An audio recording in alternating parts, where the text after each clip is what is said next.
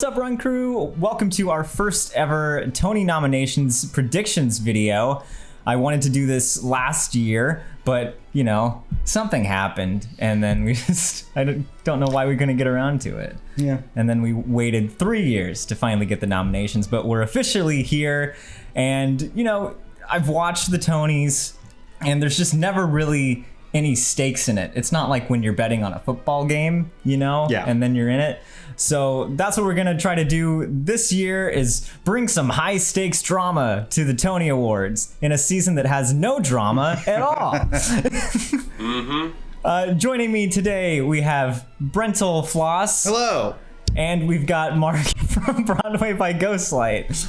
Hey. Hello. Look at this, via satellite. Here we all are. Woo, yes, right. From a secure location. Yes. But as I said at the beginning of this, there's stakes involved. So whoever loses and gets the most wrong about this prediction season, they're going to have to walk the Brooklyn Bridge dressed as a character that the Patreon chooses, as a Broadway character. And Marc, how do you feel about heights? I really do not like heights. So yeah, dress me up however you want, but the Brooklyn Bridge, that's I wonder if we can make it worse, and if we can just like do it as a weighted walk where you have to drag 30-pound weights. I don't want to wait in the wings. Hey, that doesn't even make sense. Where's my royalty? That was wordplay with no basis. It just was a homonym. You were a little light on the delivery by Ghostlight. That was a dirty one. I should go use some Brentalfloss. Woo! So, do the patrons get carte blanche to whatever they want us to dress up, or is there like a choice? Is there a No, they're gonna pick. They get to choose whatever it is. Whatever they want. It can't be naked baby. Like, there has to be some line, just because. Nothing arrestable. Yeah. What do you mean? It's New York. They have a naked cowboy. That's true. You can do anything. All right. So with that aside, let's dive into the predictions. The real competition is obviously in the plays, but there's just so many different plays, and to read a synopsis on every single play is not possible. So we're gonna stick it. We're gonna stick it. We're gonna stick mainly to musicals for this season. But what do you guys think of the lineup for the Tony Awards? It's just so weird. It's just such a weird year. And I have some notes with some fun facts about everything, so I'm not going to blow all that right now. But it just seems like there's weird firsts and weird, rare things about various categories in ways that I don't even know what to think about them. But anyway, that's, I guess, what we're here to talk about. Right. And Marc, what do you think about this very short list of a season? Yeah, it's super weird. It's super weird in that there was only one other eligible show that they decided to shut out completely. When even if you didn't, just put it in there. It's a celebratory year. Yeah. I think they shouldn't have done nominations. They should have just announced the winners and be done with it. But everyone deserves a recognition, so I guess I'm glad at the end of the day they're doing it. And just to be clear, that was West Side Story? Is that the one you're talking about? No. Percy Jackson. Percy Jackson. The Lightning Thief. But it wasn't good enough, is what I understand. That they were like, there's no musicals on Broadway, but yours is so bad. It was good enough to like they've kept up the banners on the subways. Like you can still see the last remaining remnants of Percy Jackson. But like, come on, that's just such a jerk move. It is a diss. It's I guess you could say that the Lightning Thief got robbed. Hey. Somebody stole their thunder? No? Little follow-up for your ass? Just like a little... That's good. Okay. That's good. Yeah. Not going to get a thunder clap for that one. Okay, we got to move on. We got to move on. All right, well, should we dive into these predictions? God. Yeah. Let's do it. All right. So again, we are just sticking to musicals, and then we're going to be doing a live stream reaction to all of this on the night of the Tonys here on the channel. We'll be doing a drinking game with it, and I might make a bingo card. Oh, gosh. Who knows? Drinking bingo or just fun bingo? fun bingo. Plus drinking game. Plus drinking game. Got it. I know that on the bingo card, the free space is going to be Aaron Tveit winning Best Actor. Can you imagine if they're just like, what if he just doesn't do it? Which, I mean, since we're here, let's talk about it. Let's talk about who do you think is going to win Best Actor for a Musical? Nominees, Aaron Tveit. Fun fact. Now, yes, if you didn't know, he's the only person nominated, but according to the New York Times, he still has to get 60% of the vote to win. 60%. So it's actually possible that he could lose it and that no award would be handed out because and only because of his lack of popularity. So how do they present it is my question. Do they just like skip that category? And then it's just kind of that awkward elephant in the room of like, I guess not. Or do they just come out and say, and the Tony goes to no one. Freaking nobody. I mean, it's a great question. I think you know what I really think? I think that the person, whoever's counting it, will tell the people in charge. People in charge, no matter what happens, will be like, look, we're not going to do that to him, and we're not going to do that to the Tonys. If it's 58% and not 60, they're just going to do it. I don't know. I think you're giving him too much credit. I can see him not doing it. Man, the American Theater Wing is, in your mind, the most ruthless, rule-oriented... What if? It's just like, sorry, we didn't get 59.9? Sorry. Well, keep in mind, I want to see that happen. I just don't want it to be real. Does that make sense? Like, it's like a car wreck. You don't want to see it happen. But I want to look. Yeah. I want to stare at it. In 1985, they deemed no males in leading roles in a musical worthy of nomination, and they eliminated the category. And didn't mention it in 1985. On the broadcast? No, it was eliminated before there wasn't even nominations. They eliminated Best Leading Actress as well, but because they deemed nobody was eligible. The late 80s were just a horrible time for the Tony Awards. SNL and the Tonys got bad. There was also 88 where 88 went to Jerome Robbins on Broadway, didn't it? 89. 89, that's what it was, because that was the year that Carrie was opened, too, that they just went, And Legs Diamond. Legs Diamond and Carrie. If you weren't a cat or a man with half a face in the late 80s, you were SOL. So, best performance by an actress in a leading role. Brent, your picks. I think it's going to be Adrienne Warren. I think Satine is a fun role and it does have some depth, but I feel like taking on Tina Turner is a big deal. You're doing an impression of a person. You're trying to embody them. Tina Turner herself is 81 and the show's being produced in association with her. So this is a person that's probably worked with the real Tina Turner and is simultaneously creating a role and embodying a human being. And yeah, I don't know. My gut says Adrienne Warren will be Best Actress. Nice. Mark. I 100% agree. I think Adrienne Warren's got it pretty much in a lock. This isn't gonna, what happens if we all just tie? Yeah. Because I also am gonna say Adrienne for Tina Turner. Then we're gonna have to rock, paper, scissors for that Brooklyn Bridge thing. I guess that's it. We all three of us have to dress up. We all lose. There you go. We all lose. No, it's the only one that makes sense, and it's the one, it's like you said. How about we do like a relay race where we only have to do like a... that would be it. We just hand it off. Yeah. There you go.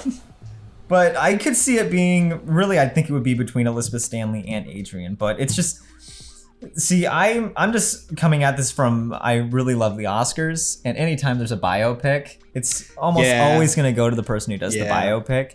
And plus, just from what I've seen of what Adrienne does with Tina, the musical, I think that's what it's going to be. But I think it's really going to be between Elizabeth Stanley and Adrienne. All right, next category for Best Performance by an Actor in a Featured Role or Best Supporting Actor. Mark, would you like to start this one? I think it's Danny Bernstein's year. Finally, Danny Bernstein's year. Brent? I just want to make sure you know, because of my notes, that's what I picked too. And I'm not sure it's anywhere near his greatest role, but I love the man. And part of this is I just want him to win. Right. Well, plus he had a really difficult 2020 too. Yeah. Yeah. Got COVID right as COVID lockdown happened, I think. And his Rebecca Luker, his wife passed away. Yeah. It's just, And it's also a thing of he does a really great job in the show. So just all of that put together, I'm gonna say Danny too. Yeah. So as of right now, we are 3-3. We need some controversy. We need some disagreement here. Well, you might get it with best performance by an actress in a featured role, and this is one where we've got the whole ordeal with Jagged Little Pill, where. And this is something that, because I talked about this with the people on the cattle call last night on the Patreon, where it's the question of when did they do the Tony nominations and when did they vote on them?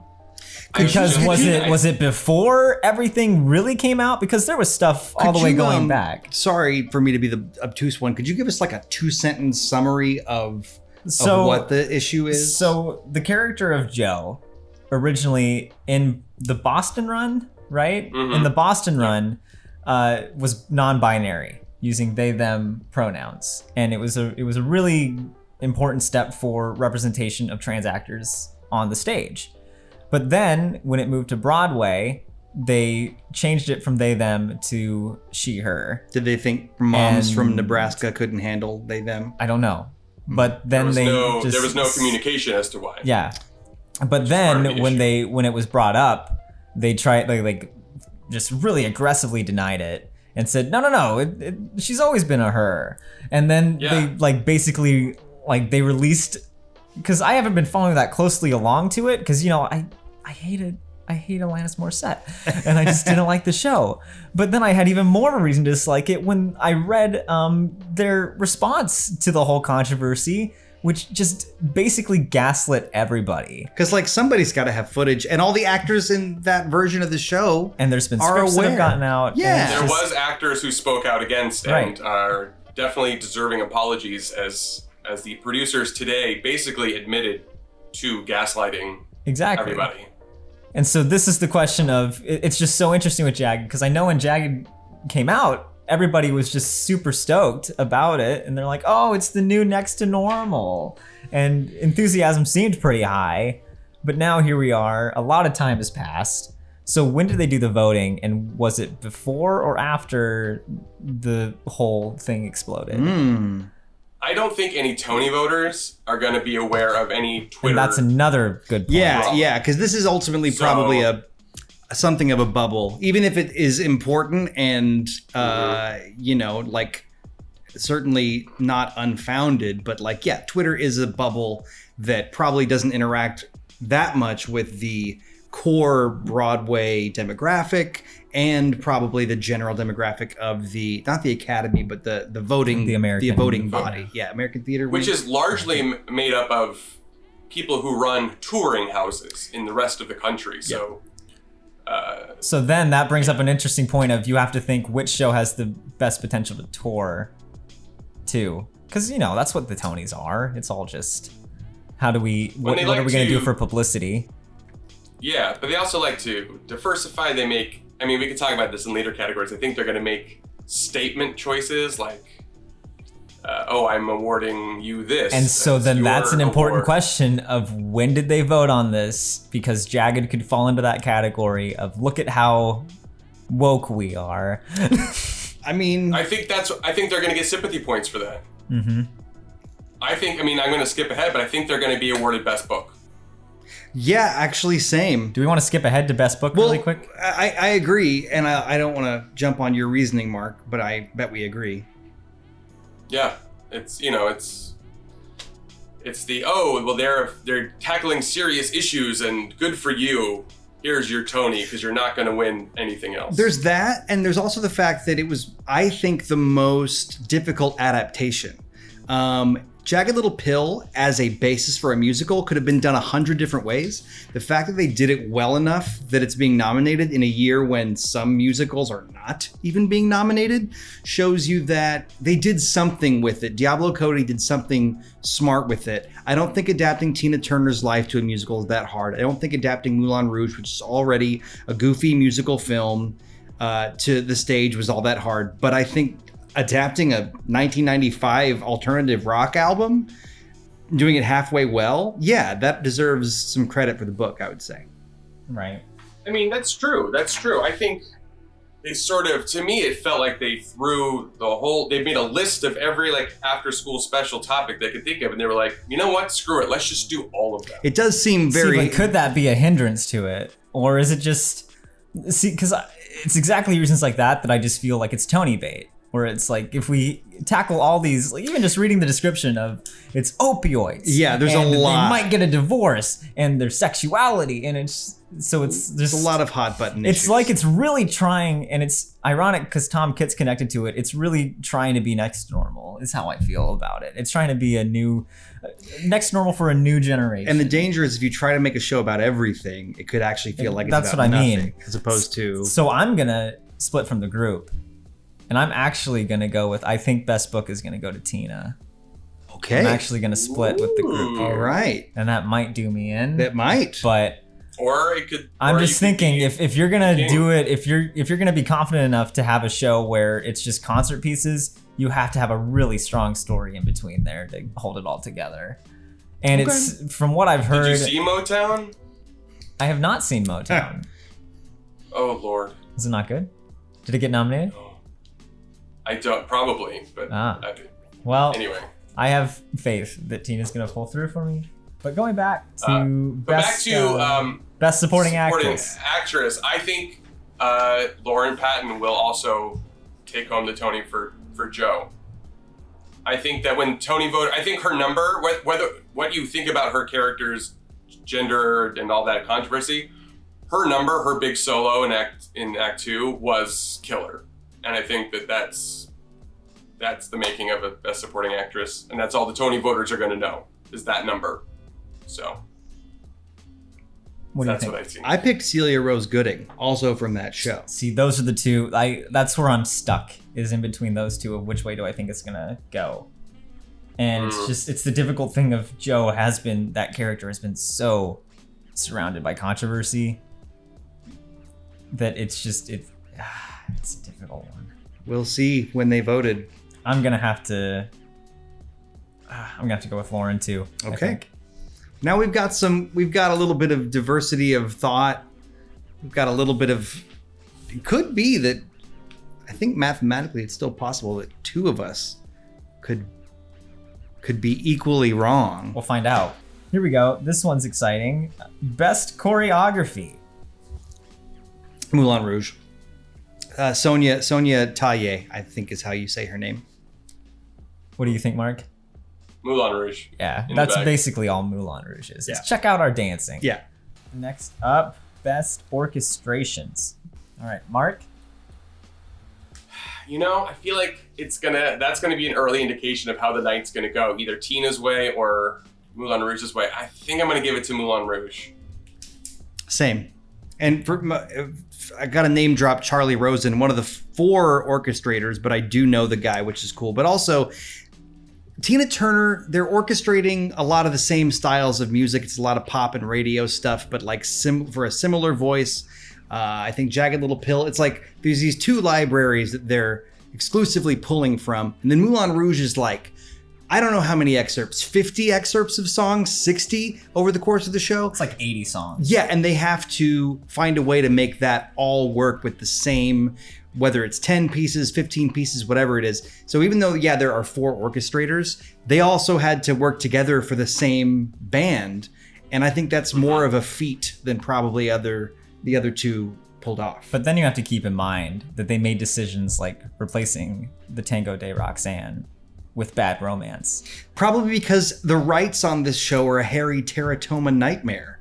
And the fact that they could get the rights for as many songs as they could, is it Warner? Yeah. Because Warner also owns just a crap ton of music, but if they didn't own a particular one or couldn't get the rights, then the idea of not having Roxanne in it was like I think the most iconic. That's the best sequence in the movie. That's the best number. Yeah. I didn't know that it wasn't in it, and that's really disappointing. It's like they just do a tamed down version. That's my favorite part. That's the best part of the movie. Yeah. I'm gonna split from you. I'm gonna go with Jagged. I'm gonna go with Tom Kitt for best orchestrations, just because I think he's a Tony darling. Could be. So, all right. Next up, we've got best scenic design. Brent, what do you have, and why is it Moulin Rouge? I have Derek McLean for Moulin Rouge, just because From what I've seen, the Jagged Little Pill set is a little more abstract. It's a little more functional, environmental. I haven't seen the show, but then Tina seems to be a little bit, I don't know. It just seems like from everything I've seen, the most interesting, intricate, and probably difficult to design sets were Moulin Rouge. Yeah, there's like an elephant and a windmill in the box seats. Yeah. Yep. Do you pick Moulin Rouge too? Yes, I did. Okay. Me too. And then we should go on to, just from here, we should just do best costumes. Mark. Moulin Rouge again. Same. Fun fact, same person who did the costumes for Seussical. Really? Catherine Zuber. Yep. Wow. So there you go. That's the Catherine Wait Zuber's in the... also just one of the best in the industry. Yes, that's the Wait in the Wings video that made me a Patreon supporter, by the way. Ooh. I watched it while I was putting together IKEA furniture, and I was like, I'm going to support this weirdo. He's just singing a whole number about the SEC. Yeah, yeah. I want to do more musical numbers in my videos again. That was fun. Yeah, specifically about government departments. Yeah, get ready, IRS, the musical coming up. All right, and then let's see, best lighting design. I'm just shooting in the dark here, Moulin Rouge. but probably Moulin Rouge. Here's the thing: is like Justin Townsend is nominated twice.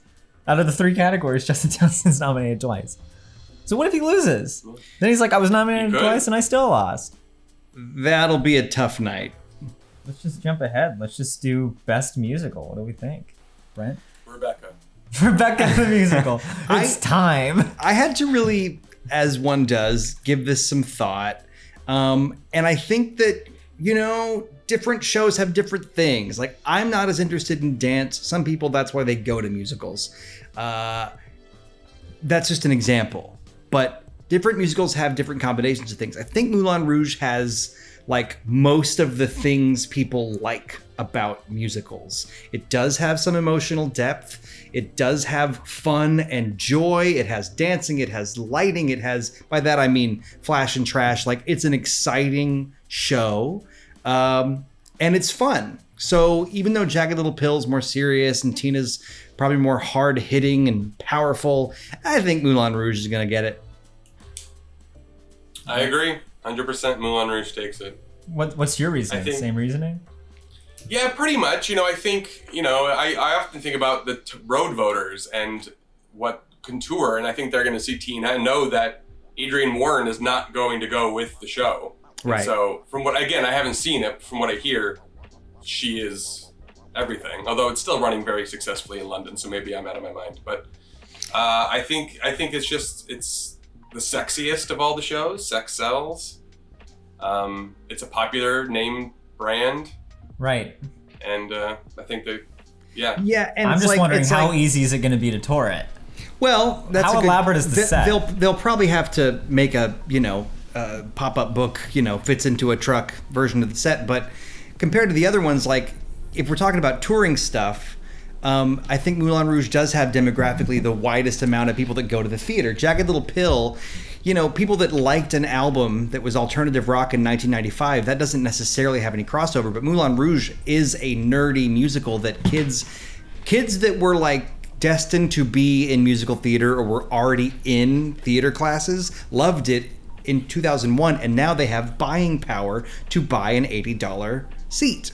I'm not sure Jagged Little Pill is the same, and Tina, I don't know. Like, it feels like it's a toss-up. Like, is Tina Turner really like? Do people remember Tina Turner? It's kind of like I remember Tina Turner. I remember her. I'm just saying, like, demographically, are the people? Is it the kind of thing that 10 years ago, 15 years ago would have been a hotter ticket because she was more recent in our memories? I think people are going to really love and respond and want to go see her music, which is another reason I think it doesn't need to win Best Musical. Some shows need, and not that Moulin Rouge needs to win, but some shows need that title to say, oh, I won Best Musical. Therefore, I don't think Tina needs that to sell tickets. It's her music. Right. So right. That's another thing.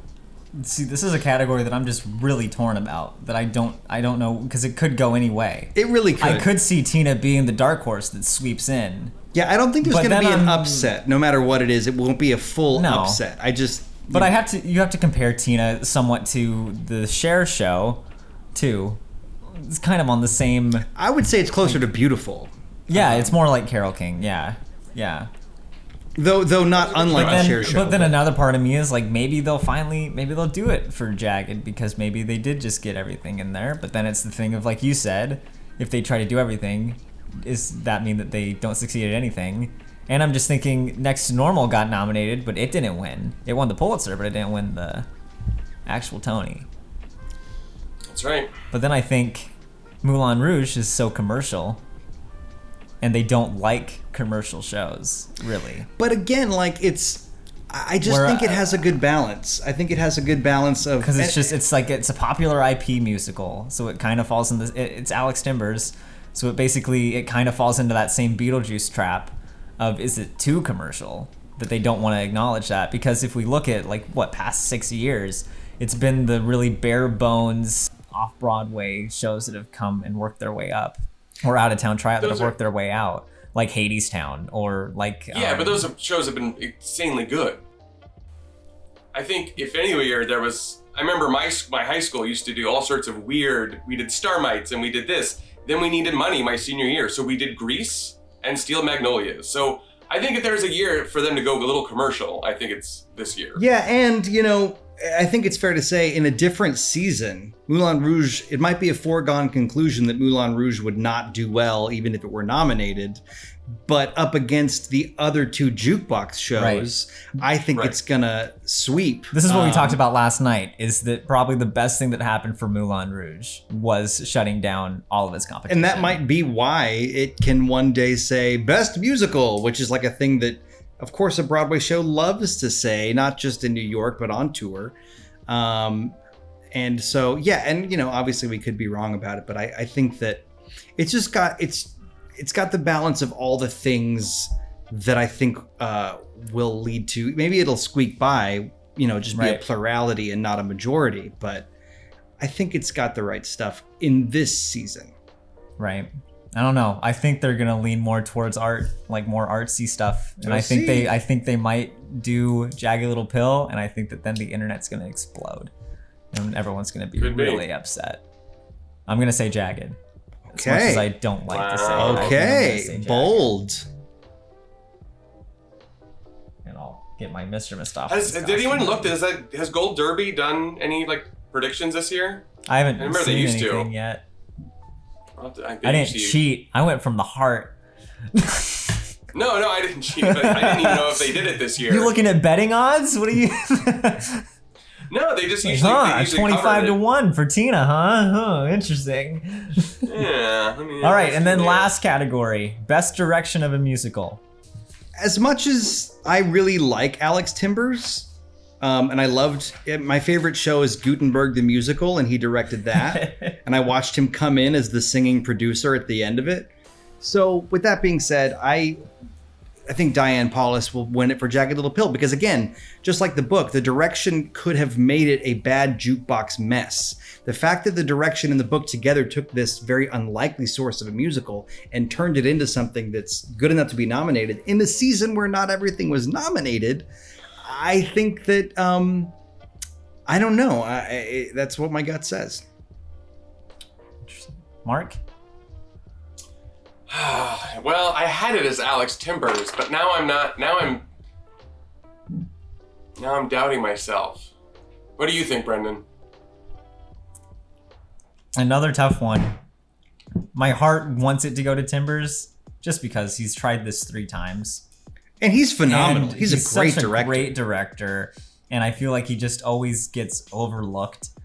So is this his Denzel throwing him a bone kind of thing? Is this his moment that he gets it? But what I'm afraid of is that it looks like it's leaning too heavily on Baz Luhrmann's style of direction instead of distinctly Alex Timbers. Yeah. If that makes sense. I don't know that you can recreate the feel of the Moulin Rouge film, because it's, I mean, if you watch it now, you're like, holy crap, this thing is like... it's a cluster. But I mean, and that's kind of what I'm saying is like there was so much style to borrow from with the movie. With Tina Turner, there's so many visuals of the real life she had to borrow from. Jagged Little Pill had nothing. Invented whole cloth. Right, but it's the question of, is the conflict better in Tina, is the thing that I'm thinking of. But is that direction?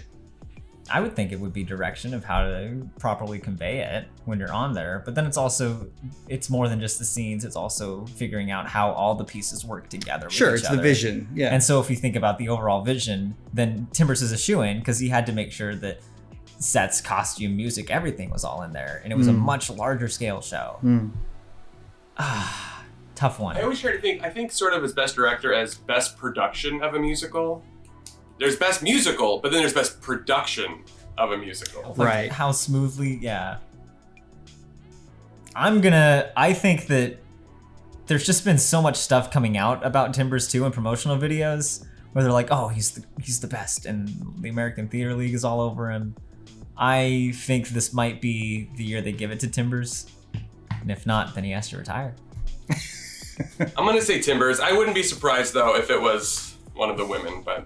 Well, now I'm going to say Felidia, just to make things interesting. So, Mark, you can have Alex. I'm going to take Felidia. Those are the predictions. I'm going to be posting the Google Sheet. So, when we're doing this live reaction on Sunday, the night of the Tonys, you can watch along with the actual Excel sheet as I update it throughout the night. We'll be playing bingo. We'll have drinking games. It's going to be a party. And we're all going to be in the same room. And will I have a beanbag? Who knows? Depends on how my credit card looks. But let us know your predictions in the comments below. Thank you so much for being here, Brent. Thank you for being here, Mark. Would you like to plug your stuff really fast? Go ahead, Mark. Check out YouTube, Broadway by Ghostlight. I just put a new video up breaking down Goldilocks and Elaine Stritch musical, so check that out. But if you're gonna be a jerk and comment mean things on his videos, then you can sit it out. Seriously. Yeah. No. Meanies. Come on.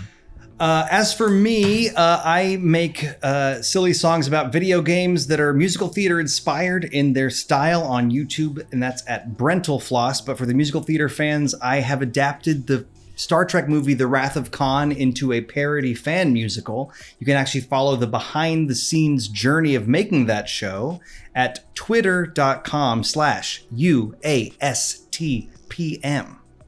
And you can follow me at Wait Wings on Twitter and see me constantly say, I promise the Rebecca video's coming out soon. But from all of us here, remember to live truthfully in those imaginary circumstances. And Chester, my cat who's under the sink, sends his love. Chester!